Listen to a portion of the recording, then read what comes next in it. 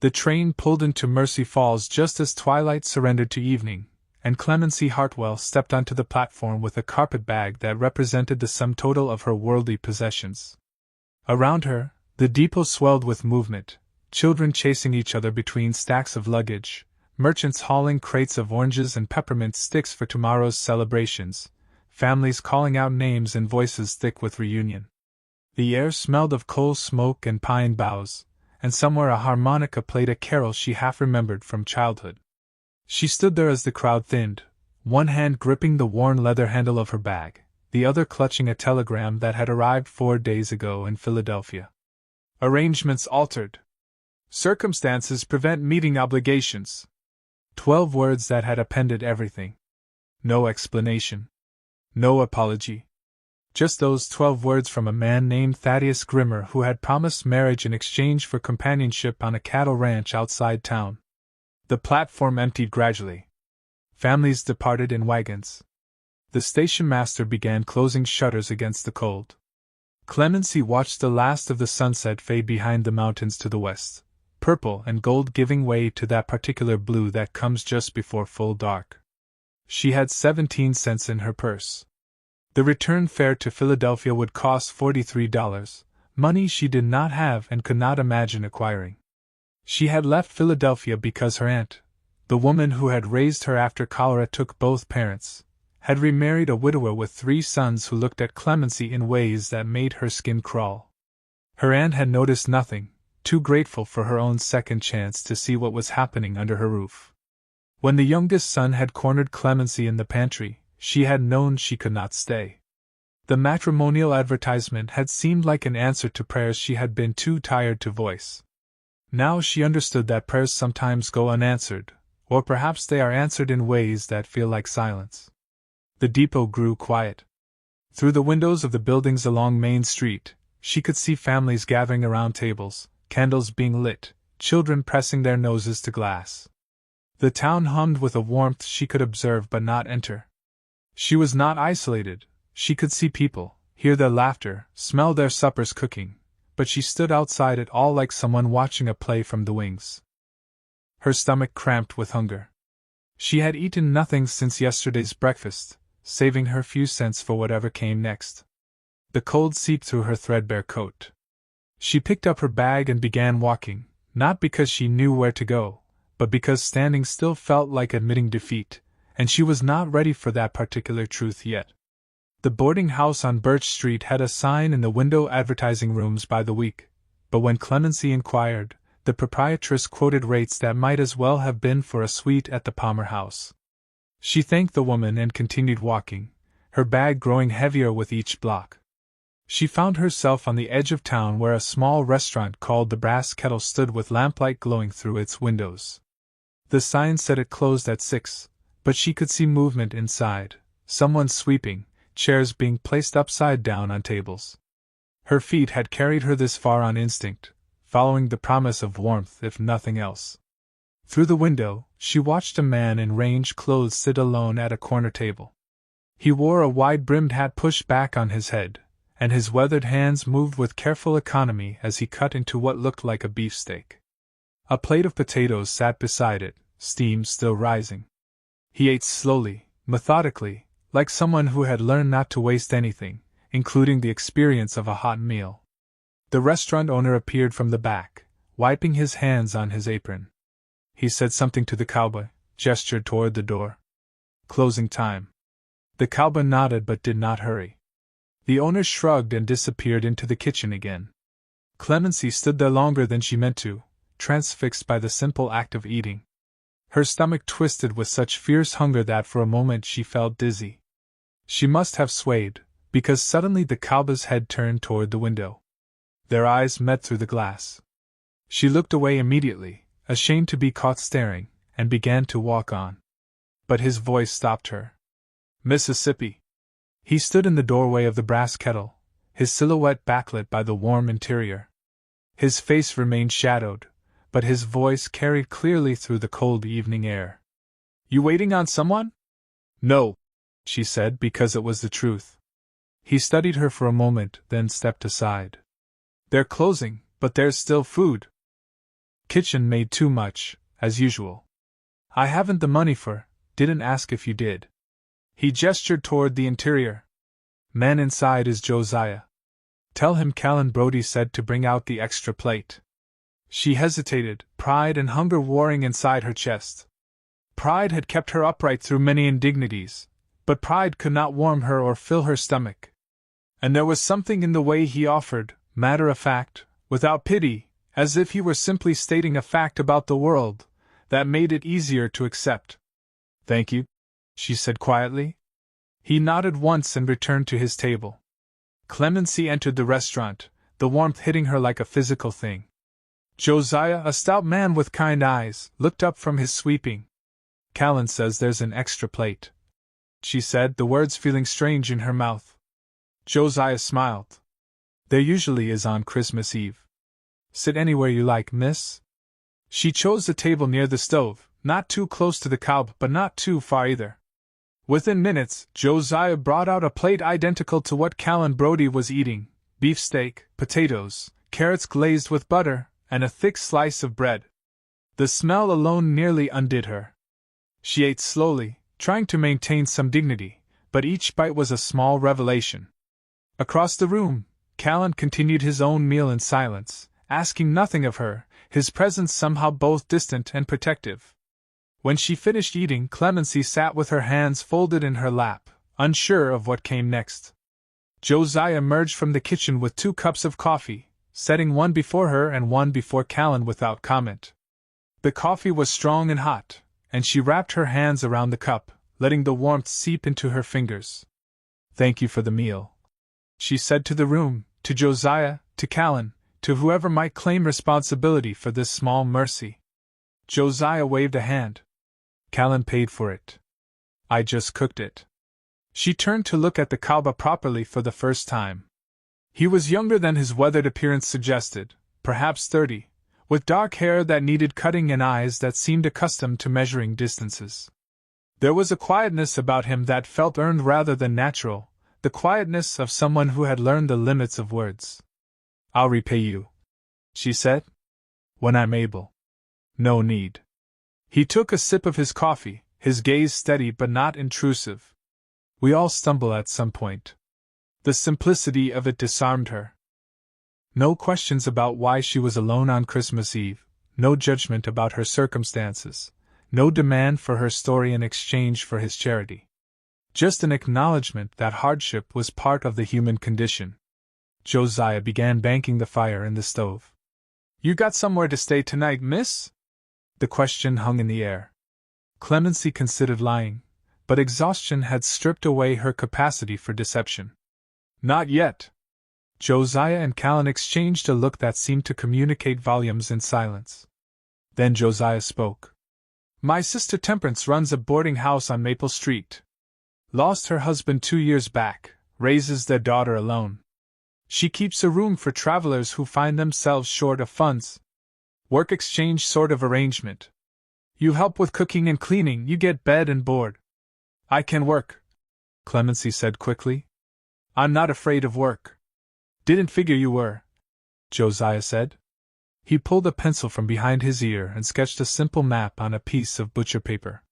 2 blocks north, 1 block east. Yellow house with a blue door. Tell her Josiah sent you. She'll be up, always waits for her daughter to fall asleep before she allows herself to rest. Clemency took the paper, folding it carefully. Thank you. As she stood to leave, gathering her carpetbag, Callan spoke again. Cold walk. I'm headed that direction. She wanted to refuse, to maintain some thread of independence, but the night had grown colder and darker, and she was tired of pretending she didn't need help. All right. They walked through streets where windows glowed with candlelight, and the sound of singing drifted from the church on the hill. Callan matched his pace to hers, carrying her bag without asking permission, the gesture so natural she didn't think to protest. The snow had begun to fall in earnest now, soft flakes that caught in her hair and melted on her cheeks. You come far? He asked after several minutes of silence. Philadelphia. He nodded as if this explained something. Long journey. Yes. For what, if you don't mind my asking? She could have lied, could have invented some story that cast her in a better light. Instead, she told the truth. A marriage arrangement. The man changed his mind. Callan was quiet for a moment, their footsteps crunching in the fresh snow. His loss, I expect. The words were simple, but they carried no flattery, no false comfort. Just a statement delivered in that same matter-of-fact tone he'd used at the restaurant. Somehow, that made them easier to receive. "What about you?" she asked. "What brings you to town on Christmas Eve?" "Got a small ranch about 10 miles west. Come in once a month for supplies. Happened to be tonight." He paused. Not much for celebrating alone. There was no self-pity in his voice, just observation. Clemency understood then that loneliness came in many forms, that a man could have land and purpose and still find himself eating supper in an empty restaurant on Christmas Eve. The yellow house with the blue door appeared like a promise kept.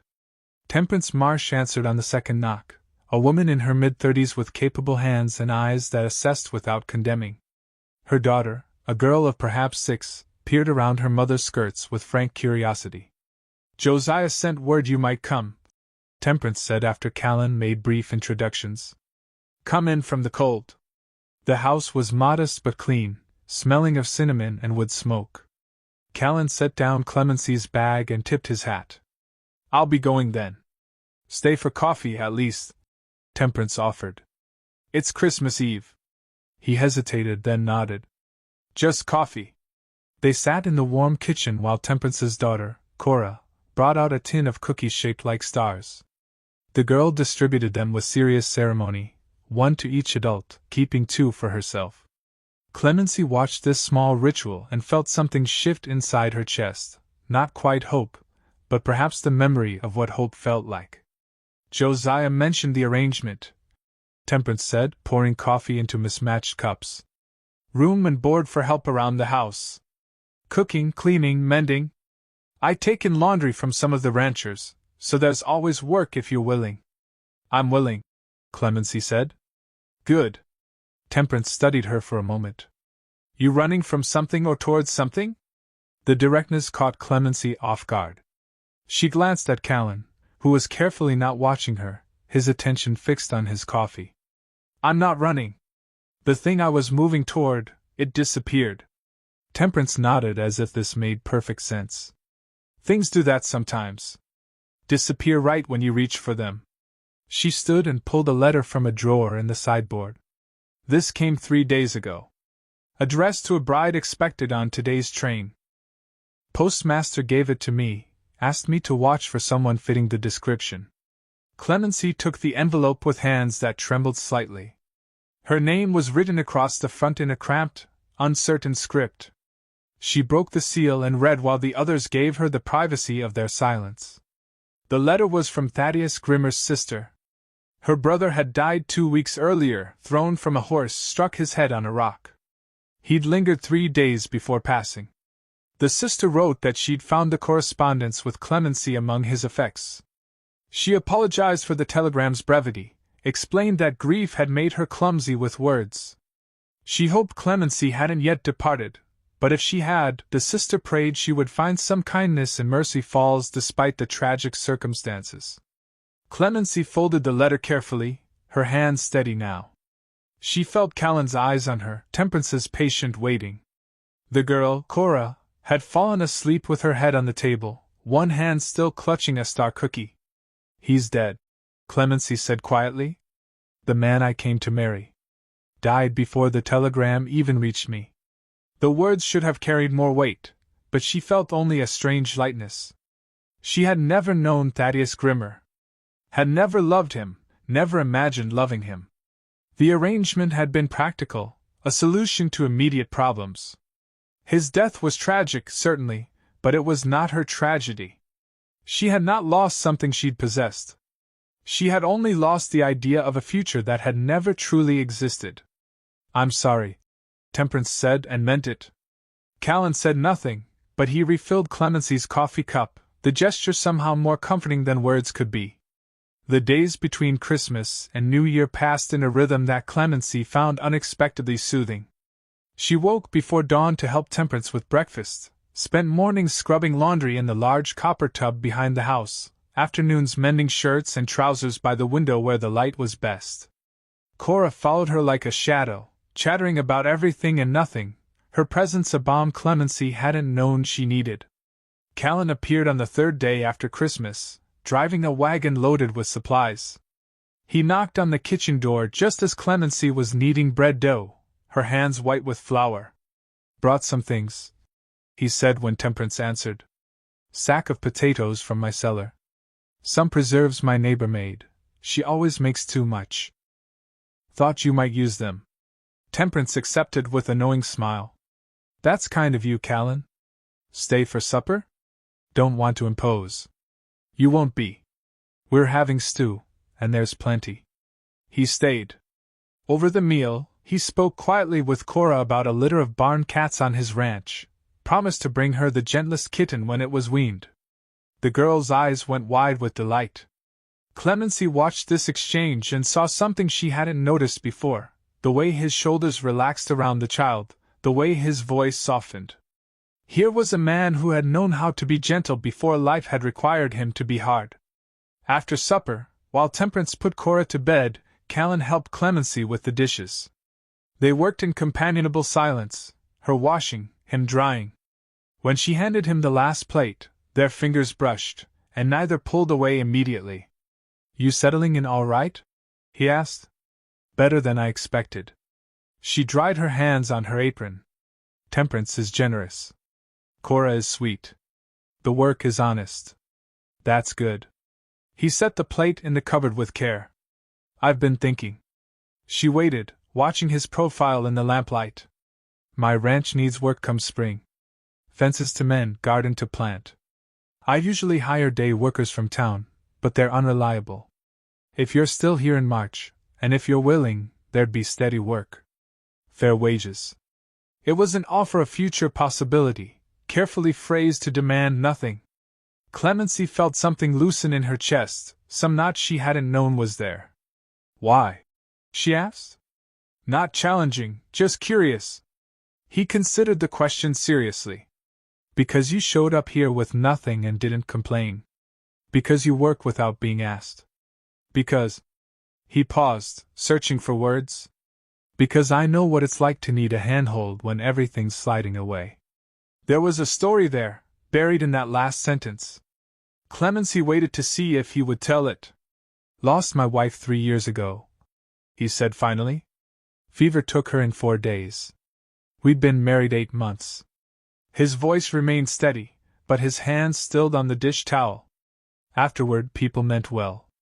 Brought food, offered prayers. But what helped most was the neighbor who showed up and said nothing, just started splitting wood because he saw it needed doing." Clemency understood then. "You're splitting wood?" "Trying to." He met her eyes. "Not charity. Just recognition. One person to another. I'd like that work," she said quietly. "Come spring." He nodded once, something like relief crossing his face. Outside, the wind picked up, rattling the windows, but inside the kitchen remained warm. Temperance returned and served coffee, and they sat together speaking of small things, weather, the price of feed, a traveling theater company coming to town in February. The conversation asked nothing heavy of anyone, yet somehow it felt like the beginning of something that mattered. January brought snow that piled against fences and turned the world into something silent and white. Clemency fell into the patterns of her new life with growing ease. She learned which of Temperance's customers preferred their shirts starched stiff and which wanted them soft. She discovered that Cora loved stories about cities and trains, things the girl had never seen. In the evenings, she read to the child from a worn copy of fairy tales, her voice carrying through the warm kitchen while Temperance mended socks by lamplight. Callan came to town every Saturday, always with some practical excuse, needed nails from the hardware store, wanted to check the market price for spring cattle, had to see the blacksmith about a broken harrow blade. But he always ended up at the yellow house with the blue door, staying for supper, helping with whatever work presented itself. He fixed a loose step on the back porch, replaced a cracked windowpane, showed Cora how to whistle using a blade of grass. On the third Saturday in January, he arrived later than usual, and Clemency noticed the set of his jaw, the way he moved with extra care, as if something hurt. Over supper, he was quieter than normal, his responses brief, his attention elsewhere. After the meal, Clemency found him on the front porch, staring out at the snow-covered street. She wrapped a shawl around her shoulders and joined him. Today was her birthday, he said without preamble. My wife's. She would have been 27. Clemency said nothing, just stood beside him in the cold. I woke up and knew the date, and it was like losing her again. His breath formed clouds in the freezing air. 3 years. You'd think it would hurt less by now. Does time have rules about grief? Clemency asked softly. He turned to look at her. You've lost someone. It wasn't a question. She nodded. My parents when I was 12. Cholera. Then my aunt who raised me, not to death, but to indifference when her own happiness came calling. She pulled the shawl tighter. And my sister this past autumn. Childbirth. The baby didn't survive either. I'm sorry. So am I. She watched the snow begin to fall again, soft flakes drifting through the lamplight from the window. But I've learned something about loss. It doesn't diminish. We just grow larger around it. Build new rooms in ourselves where other things can live alongside the grief. Callan was quiet for a long moment. Is that what you're doing here? Building new rooms? Trying to. She hesitated, then continued. When I got on that train, I thought I was moving towards something specific, a husband, a home, a defined future. But maybe I was really moving away from who I'd become. A woman waiting for permission to want things. Waiting for someone else to give her life shape and meaning. And now? Now I wake up and make bread because I choose to. I read to Cora because her joy matters to me. She stopped, uncertain how to finish. You what? I look forward to Saturdays, she said quietly. The admission hung between them, honest and unadorned. Callan's hand found hers in the darkness, his grip warm despite the cold.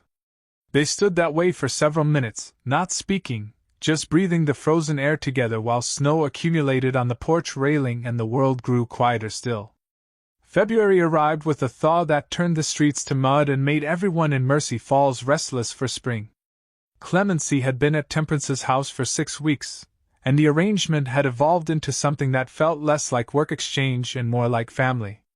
Cora called her Clem, now refusing the more formal Miss Hartwell. Temperance had begun asking her opinion on household decisions, treating her as an equal rather than hired help. But beneath this comfortable routine, Clemency felt something building, a pressure she couldn't quite name. Callan's visits had become more frequent, sometimes twice a week now that the roads were passable. Their conversations had deepened, moving beyond surface pleasantries into territory that felt both exhilarating and dangerous. They spoke of books they'd read, dreams they'd abandoned, the small disappointments that accumulated into a life. On a Thursday afternoon in late February, Callan arrived unexpectedly while Temperance was visiting a sick neighbor and Cora was at the schoolhouse. Clemency was alone in the kitchen, working on a particularly stubborn stain in a rancher's shirt, when his knock came. Didn't expect you until Saturday, she said, opening the door. I know. He stood on the porch, hat in hand, looking uncharacteristically uncertain. Can I come in? She stepped aside, and he entered, bringing the smell of wool and cold air. He didn't sit, just stood in the middle of the kitchen as if he'd forgotten why he'd come. Callan, what is it? I need to say something, and I'm afraid if I don't say it now, I'll lose my nerve. He set his hat on the table with deliberate care. I've been thinking about that job offer I made. The one for spring. Yes? It was a coward's way of saying what I really meant. He met her eyes. I don't want to hire you, Clemency. I want to know if there's a possibility of something more between us. Her heart hammered against her ribs. More. I'm not good with words. Never have been. He took a breath. But I wake up thinking about whether you'll be at supper on Saturday. I find myself saving up small things to tell you. A hawk I saw, Something funny, the neighbor said. And I know it's too soon, and I know you came here for different reasons, and I know I've got no right to ask anything of you, but, Callan. He stopped, waiting. Clemency set down the shirt she'd been working on, her hands trembling slightly. I'm afraid, she said quietly. Of me? Of hoping. The admission cost her something. Every time I've reached for something I wanted, it's disappeared. My parents. My home with my aunt. My sister. Even Thaddeus Grimmer, who I didn't love but who represented a kind of safety. I'm afraid that if I let myself want this, want you, it will be taken away too. Callan crossed the distance between them slowly, giving her time to retreat if she wished. When he stood before her, he didn't reach for her, just looked at her with those steady eyes that had seen their own share of loss. I can't promise nothing will go wrong, he said. I can't promise I won't die or disappoint you or fail in some way I can't even imagine yet. The only thing I can promise is that right now, in this moment, what I feel is real. And maybe that's all anyone can ever promise. Is it enough? She asked. Just this moment? I don't know. His honesty was painful and perfect. But I think we could find out together. Clemency felt the fear still present in her chest, but alongside it now was something else, a stubborn wanting that refused to be silenced. She had spent so much of her life being careful, being practical, protecting herself from disappointment. And where had it gotten her? To a train platform on Christmas Eve with nowhere to go. I'm afraid, she said again. But I'm also tired of being afraid. That's a start, Callan said softly. She nodded, then did something that surprised them both. She stepped forward and rested her forehead against his chest, feeling his heart beating steady and strong beneath his shirt. His arms came around her carefully, as if she were something precious and breakable, which perhaps she was. March came with mud and promise. The snow retreated to the shadowed places beneath trees and north-facing slopes. Birds returned, filling the mornings with sound. And Clemency found herself standing at a crossroads that had nothing to do with geography. Temperance had noticed, of course. One evening while they folded laundry together, she'd said simply, Callan's a good man. One of the few who knows the difference between being alone and being lonely. I know, Clemency had replied. But I don't know if I'm ready. Or if I'll ever be ready. Or if ready is even something a person can be. Temperance had smiled. None of us are ready for the things that matter most. We just decide whether we're willing. Now, on the first day of spring, Clemency walked with Callan along the road that led west out of town. He'd asked her to see his ranch, and she'd agreed, curious about the place that had shaped him. They walked in comfortable silence, their boots squelching in the mud, the sun warm on their shoulders. It's not much, he said as they crested a rise and his property came into view. A modest house, a barn that needed paint, fences that showed their age. But the land is good. Water runs year-round in the creek. And the quiet is something I've learned to value. Clemency studied the landscape, the mountains in the distance, the wide sky, the sense of space that felt both intimidating and liberating. It's honest, she said. Nothing pretending to be more than it is. They stood there at the boundary of his property, neither moving forward nor back. Callan turned to her, his expression serious. I'm not asking you to decide anything today, he said. I'm just showing you what could be. If you wanted it. If you were willing to take the chance. Clemency looked at the ranch, then at him, then back at the road that led to town, to Temperance's yellow house, to Cora's laughter, to the life she'd built from nothing in 3 short months. She thought about the woman who'd stepped off that train on Christmas Eve, hollow with hunger and uncertainty. That woman had believed she needed someone else to give her life meaning. But the woman standing here now understood something different. She didn't need Callan's ranch or his proposal or his protection. She had already saved herself. What she felt for him wasn't need. It was choice. Show me the creek, she said. He smiled, really smiled, and held out his hand. She took it, and together they walked down the hill toward his land, toward whatever came next. The road stretched behind them and before them, mud and promise, leading everywhere and nowhere, and for the first time in her life, Clemency Hartwell felt unafraid of not knowing where it would end.